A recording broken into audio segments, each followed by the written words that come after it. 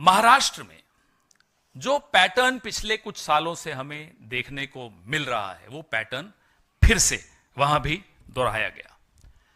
आपको मैं एक आंकड़ा देता हूं, चौंकाने वाला आंकड़ा है। जिस महाराष्ट्र में लोकसभा इलेक्शन, जो कि मोदी जी के नाम पर लड़ा जाने वाला इलेक्शन था, उस महाराष्ट्र ने बीजेपी को हराया था। वो इलेक्शन मतलब मोदी जी को प्रधानमंत्री नहीं बनने देना चाहता था वो राज्य।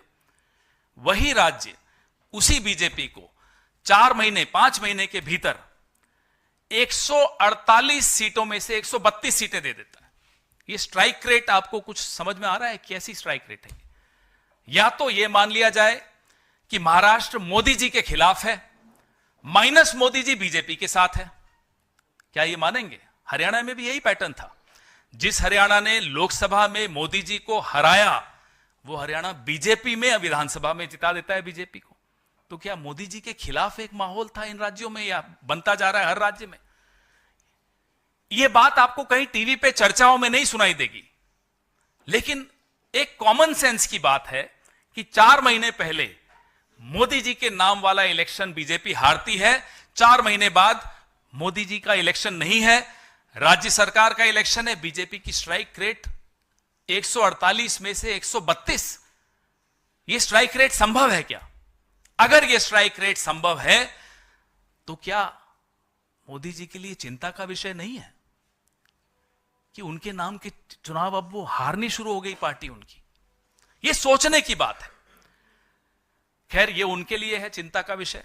हमारी चिंता का विषय है लोकतंत्र, हमारी चिंता का विषय है चुनावी पारदर्शिता, हमारी चिंता का विषय है कि क्या इतने साल इस तरह से पिछले दरवाजे से सरकार बनाई, सरकार बनाने के बाद एंटी इनकम्बेंसी का रिवर्स हो सकता है क्या बीजेपी के लिए?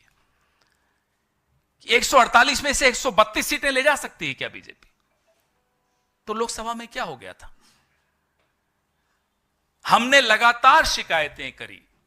बीजेपी की एक महिला नेत्री के घर से चुनाव आयोग की वेबसाइट में घुसकर नाम काटे जाने की शिकायत जयराम रमेश जी ने की थी, महाअघाड़ी के सारे नेताओं ने की थी।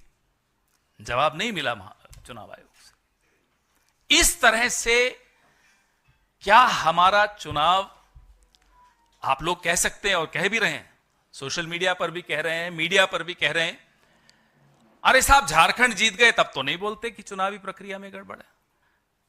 साहब, झारखंड, जम्मू कश्मीर बाई इलेक्शंस, जो असेंबलीज जिनके मैंने नाम लिए, उनको जिताकर वहां लेवल प्लेइंग फील्ड देकर हमें जीतने दिया जाए, ये इस उम्मीद के साथ कि उसके बाद हमारा मुंह महाराष्ट्र में बंद हो जाएगा, माफ कीजिएगा, मुंह बंद नहीं होगा। जहां भारतीय जनता पार्टी को भारी लाभ लेना होता है, वो सारे दांव पेच वहीं खेले जाते हैं, बाकी जगह लेवल प्लेइंग फील्ड चलने दी जाए। जहां लेवल प्लेइंग फील्ड होती है, वहां के नतीजे आपके सामने हैं।